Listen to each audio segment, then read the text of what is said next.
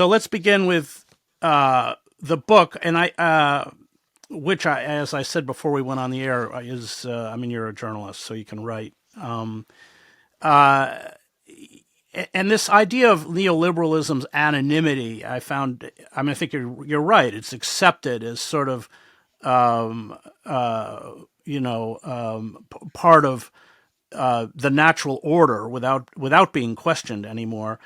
You write at the beginning of the book, to handle the greatly increased scope and scale of transactions, the colonial nations established new financial systems that would eventually come to dominate their economies, instruments of extraction whose use has intensified and continues today with ever increasing sophistication, assisted by offshore banking networks. I want to ask, to what extent neoliberalism is sort of the next stage of colonialism?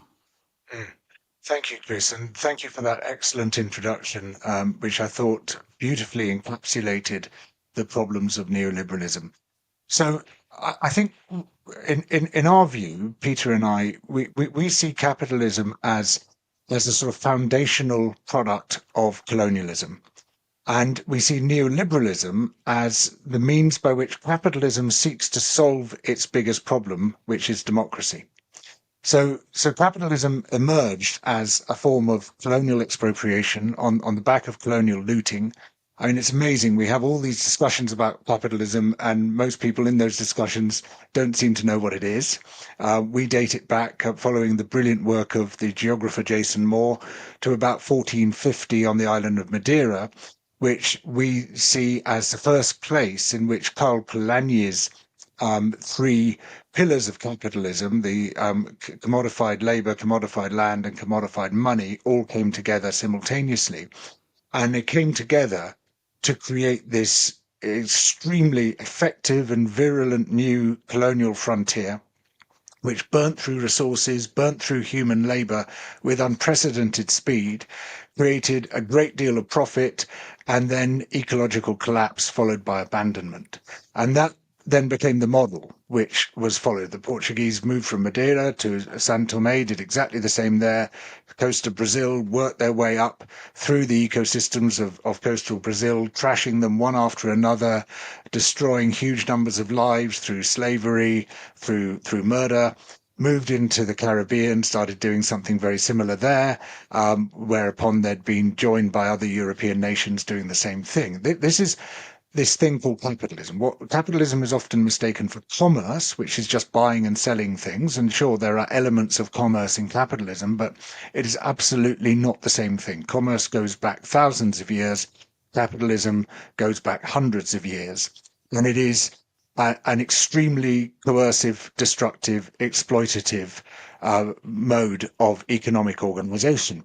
And then about 150 years ago, it runs into a problem, which is that larger numbers of adults got the vote.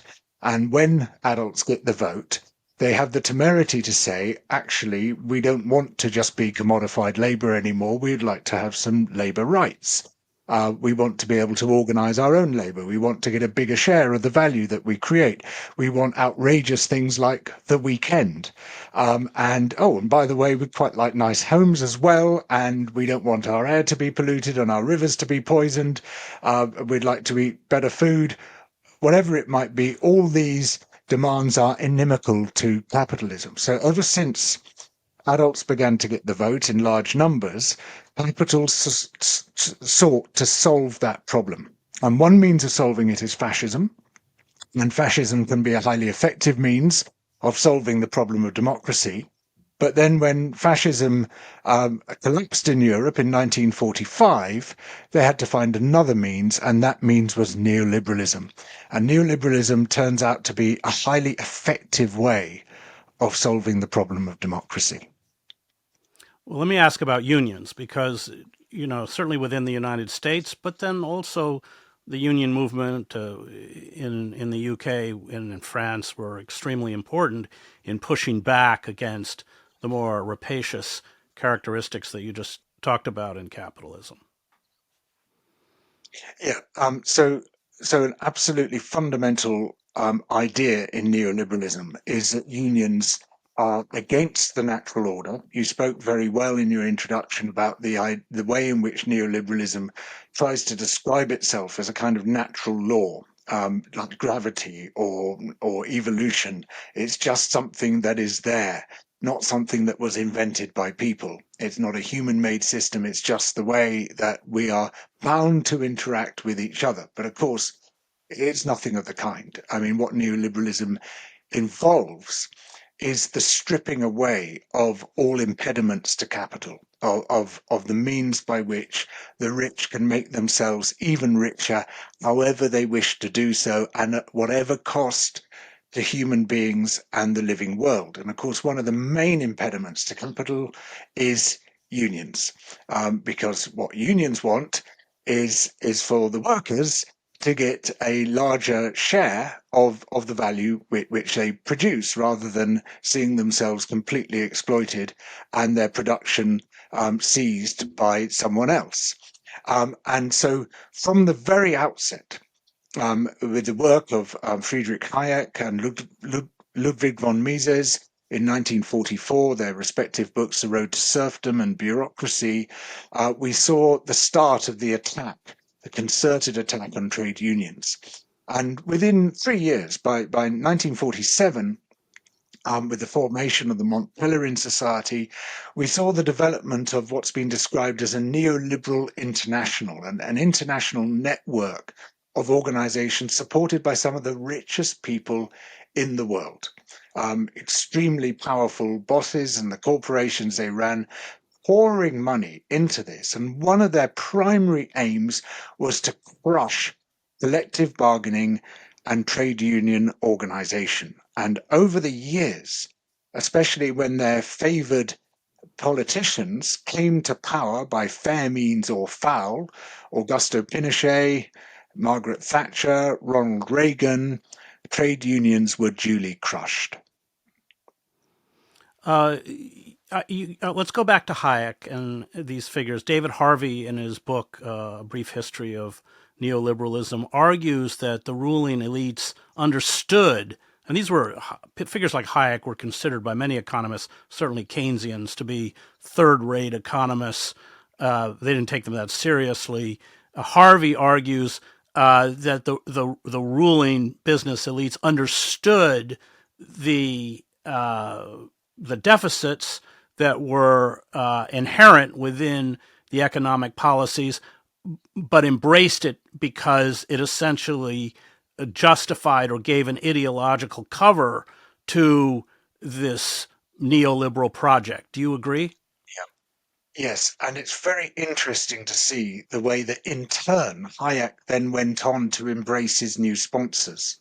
Because that book, The Road to Serfdom, I mean, you can see its obvious flaws. I mean, it's one gigantic slippery slope fallacy. It's effectively saying, if there's any move towards protecting populations as a whole, towards the redistribution of wealth, towards the creation of robust public services and an economic safety net, that will inevitably lead to totalitarianism. You'll end up with Stalin, you'll end up with Hitler. I mean, it's logical fallacies the whole way through. It's a philosophical nonsense, but yeah, they were very happy to embrace it because it served them. But then what was really interesting was the way that process happened in reverse, where Hayek then embraced the demands of his super rich sponsors. And by the time he came to write The Constitution of Liberty, his book published in 1960, his doctrine had really gone from a flawed, if honest, discourse on economics and politics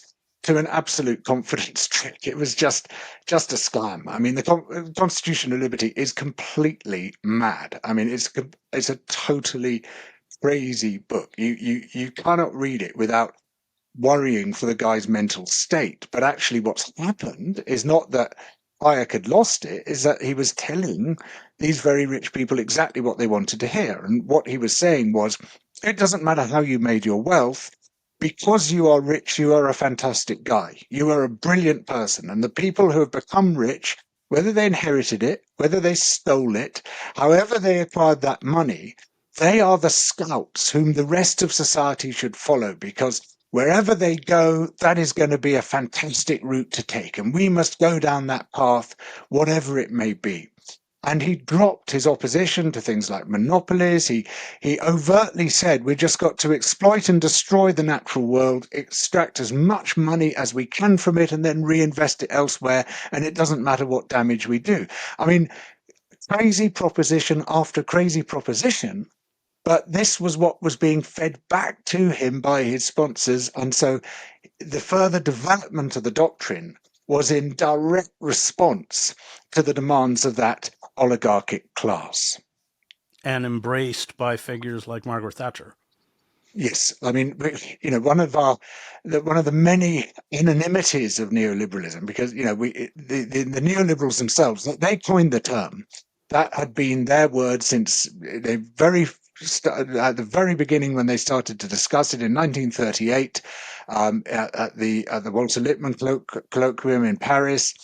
They used that term into the 1950s and then quietly began to drop it, and they didn't give any term with which to replace it. They just said, well, this is the way things are. This is a natural law. It doesn't have to have a name. And so we started calling it things like Thatcherism and Reaganism, or we called it monetism, or we called it supply side economics. We didn't have a name for it. And because we were unable to identify its source, we were unable to combat it. And the story goes, well, this is, Thatcher came up with these ideas. No, absolutely not. I mean, there's a fantastic story which is told by members of what was then her shadow cabinet at the time. Whether it's completely true or not, but we know that it's true in spirit at the very least. But the story the shadow cabinet members told is that soon after she became leader of the Conservative Party in 1975, which was then the opposition in the UK, it was out of power, Labour was in power. The shadow cabinet, which means the sort of group of people who want to become ministers if they take power, were having a meeting about what is the true nature of conservatism in our time. And they were all a bit pathetic, these characters. She was a very dominating character. And she came in late, picked up what they were talking about and said, this is what we believe. And out of her handbag, she takes this tattered, dog-eared book, almost unrecognizable, and slams it down on the table. And that book was the Constitution of Liberty.